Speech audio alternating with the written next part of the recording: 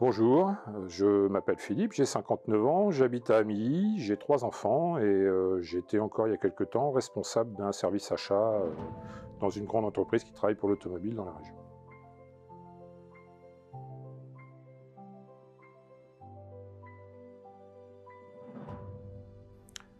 Alors j'ai connu l'Institut Self-Attitude via les réseaux sociaux, à un moment donné de ma vie où j'avais décidé de tout changer. J'ai eu il y a quelque temps un Covid grave qui m'a fait réfléchir sur ma situation professionnelle et familiale quand j'en suis sorti. Et j'ai pris des décisions qui ont fait que je me suis retrouvé un petit peu à perdre pied. Et je me suis dit, il faut que je cherche un psychiatre ou un psychologue pour m'aider à avancer. Et j'ai trouvé sur Internet, via Facebook, je crois, le site de Self-Attitude, et dans les témoignages, il y avait le témoignage de quelqu'un que je connaissais. Donc ça m'a encouragé à prendre contact, et voilà, c'est comme ça que j'ai la première fois contacté l'Institut Self-Attitude.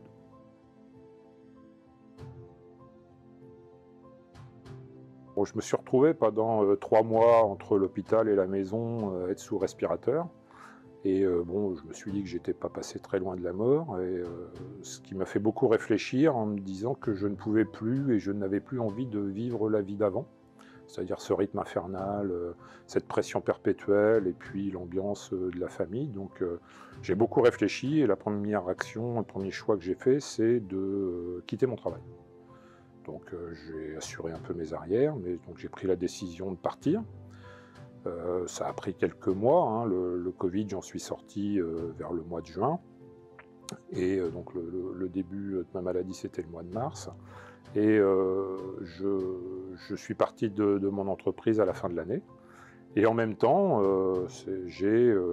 nous avons décidé avec ma femme de se séparer parce qu'on vivait l'un à côté de l'autre. Et voilà, on avait envie de prendre des chemins différents l'un comme l'autre. Et donc tout ça m'a fait un peu prendre conscience que prendre les décisions, c'était assez facile quelque part, mais les assumer et les vivre au jour le jour, c'était plus compliqué. Et je me suis retrouvé d'un seul coup complètement désociabilisé. Et avec tout ça, et j'ai pas su quoi en faire, et j'ai perdu pied à un point tel que je crois que je suis tombé en dépression, quoi.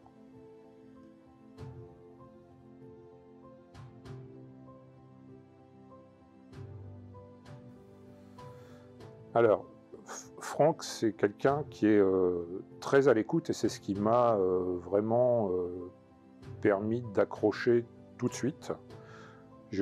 Mon passé fait que j'étais très en colère contre ces professions de psychologue, psychiatre, par rapport à mon vécu avec mes parents. Et j'ai été très très hésitant avant de prendre la décision de me faire suivre.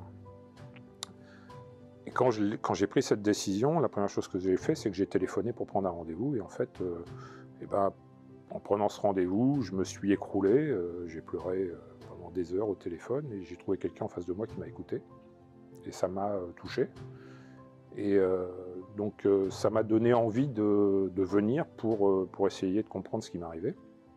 Et là, j'ai rencontré quelqu'un qui est vraiment exceptionnel, qui est à l'écoute, et qui prend vraiment en compte vos problèmes, vous entend. Et chose qui m'a vraiment perturbé par moments, c'est que entre 2 rendez-vous, il était capable de se souvenir de toute votre vie, de tout ce que vous lui aviez dit, et d'essayer de vous donner des clés pour avancer. Alors quand je suis arrivé dans les premiers rendez-vous, comme je vous l'ai dit, j'étais un peu, j'avais cette sensation d'être désociabilisé, et j'avais totalement perdu confiance en moi. J'avais la sensation que les décisions que j'avais prises, en fin de compte, n'étaient pas forcément les bonnes, et que j'avais fait s'écrouler tout un équilibre, même s'il était instable, qui était là. Et j'ai bouleversé la vie de beaucoup de gens. Donc je me sentais un peu égoïste et pas légitime dans ma vie, quoi. Et donc, avec Franck, on a travaillé énormément sur l'estime de soi, sur les valeurs, comment on a essayé de comprendre comment je fonctionnais, qu'est-ce qui était important pour moi dans la vie, et j'ai pris conscience petit à petit que, en fait, la vie n'était pas si compliquée que ça, et qu'il fallait se faire confiance, et qu'il fallait surtout ne pas accepter ce qui n'était pas acceptable pour soi. Et d'avancer sur son chemin en essayant de ne pas faire de mal aux autres, mais surtout aussi en essayant de se faire du bien à soi-même. Alors j'ai pris conscience que, en fait, ce qui était important, c'était moi, dans un premier temps, et de comprendre que si je me respectais moi-même et si si j'avais une estime de moi plus forte, je serais mieux avec les autres. Et très vite, ces clés que Franck m'a données, je les ai mises en application avec les gens que j'ai rencontrés, et je me suis aperçu que si moi j'allais bien, eh bien j'attirais des gens autour de moi qui étaient positifs, et que quand je montrais plus des moments de moi négatifs, eh bien j'attirais le négatif. Donc très vite, j'ai essayé de mettre en œuvre, de me répéter ces petites phrases qu'il m'a données dans ma vie de tous les jours, et je me suis senti mieux dans ma peau. Et donc, comme je me sentais plus équilibré, eh bien, les idées négatives au fil du temps ont disparu, les sensations que je ressentais de douleur jusqu'à presque des coups d'électricité que je recevais dans la tête, ou qui me pesaient, qui me faisaient même peur et qui m'entraînaient dans un côté qui était assez sombre. Eh bien, très vite, elles ont disparu, elles ont été remplacées par plutôt des moments agréables, des partages agréables, et c'est ce que j'essaye aujourd'hui de vivre dans mon quotidien.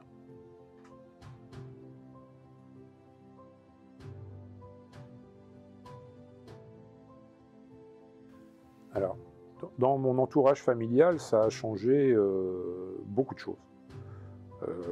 La première chose, c'est que j'avais on dirait des relations tendues avec ma maman, des relations tendues avec mon frère, suite à une histoire qui était très lourde du passé, avec mon père, qui aujourd'hui a disparu.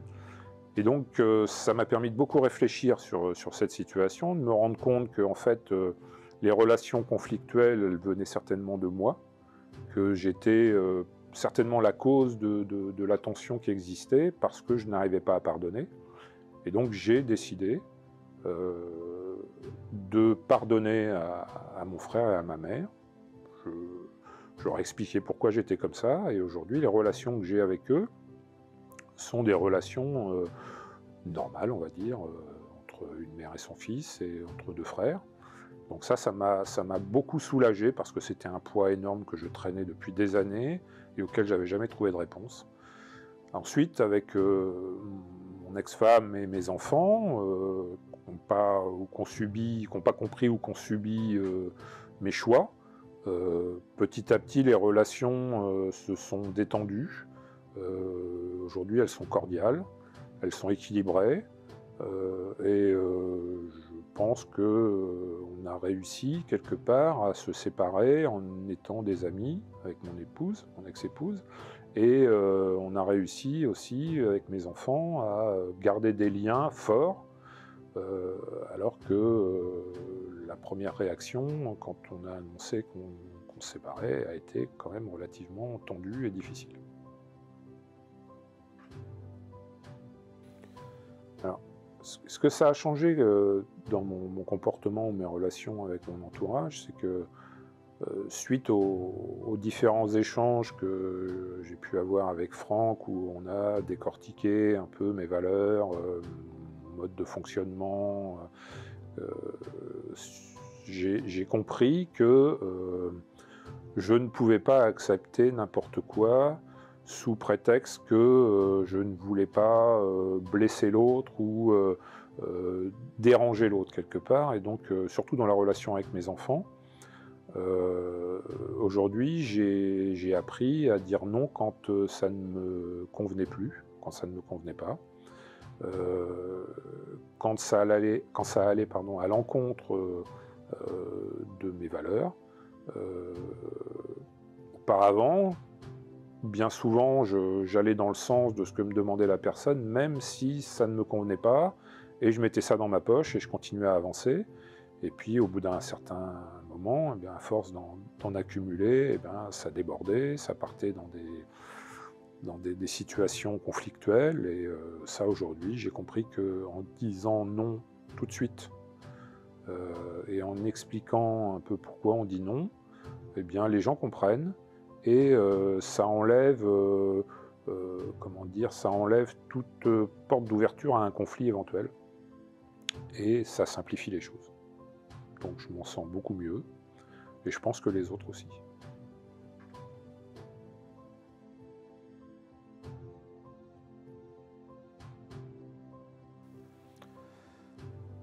Alors ce qui a changé sur le plan des rencontres, eh bien, je pense que vu que j'avais une piètre image de moi-même, j'étais persuadé que j'étais pas capable de pouvoir plaire à nouveau. J'avais oublié aussi ce que c'était. Donc le fait de beaucoup en discuter avec Franck, j'ai appris à reprendre confiance en moi, j'ai appris à me mettre un peu plus en valeur.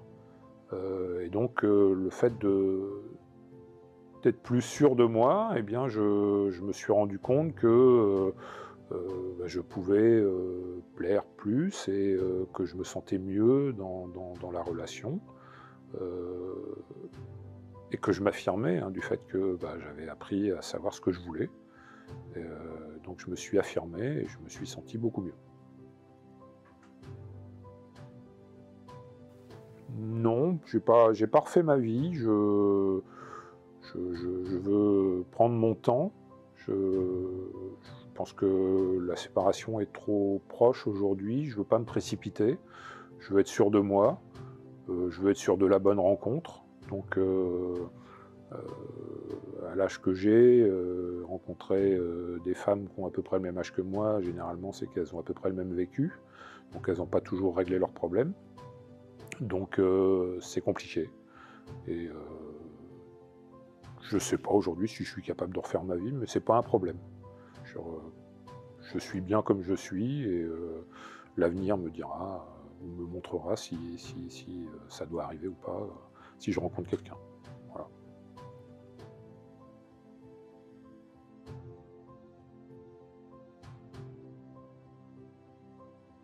Quel conseil je donnerais à une personne qui se retrouve dans la même situation que moi? Eh bien, c'est surtout ne pas s'isoler. Ça, c'est la première chose. Donc, chercher dans un premier temps à partager ses soucis avec son entourage. Et ensuite, surtout, trouver quelqu'un, un professionnel, psychologue, psychiatre, comme on le ressent, qui va vous écouter, qui va vous permettre de un peu livrer tout ce que vous avez sur le cœur, et qui va vous donner des conseils pour avancer. Alors évidemment, il faut trouver la bonne personne. C'est pas toujours évident. J'en ai beaucoup discuté avec plein de gens qui ont essayé de se faire suivre ou qui se sont fait suivre.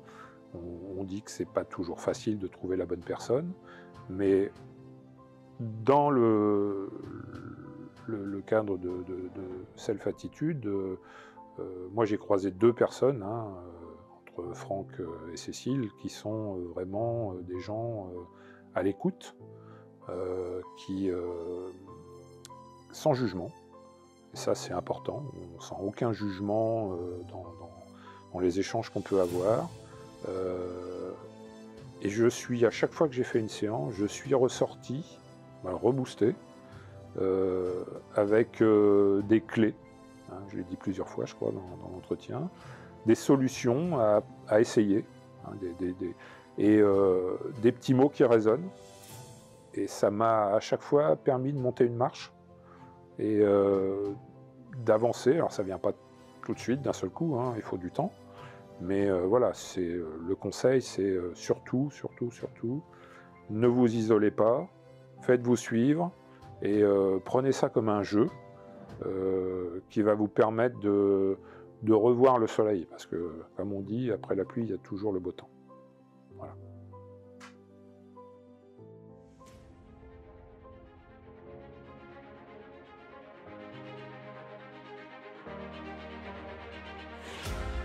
Alors j'ai pris conscience que, en fait, ce qui était important, c'était moi, dans un premier temps, et de comprendre que si je me respectais moi-même et si si j'avais une estime de moi plus forte, je serais mieux avec les autres. Et très vite, ces clés que Franck m'a données, je les ai mises en application avec les gens que j'ai rencontrés, et je me suis aperçu que si moi j'allais bien, eh bien j'attirais des gens autour de moi qui étaient positifs, et que quand je montrais des moments de moi négatifs, eh bien j'attirais le négatif. Donc très vite, j'ai essayé de mettre en œuvre, de me répéter ces petites phrases qu'il m'a données dans ma vie de tous les jours. Et je me suis senti très vite très mieux. Pardon, très mieux, je ne sais pas.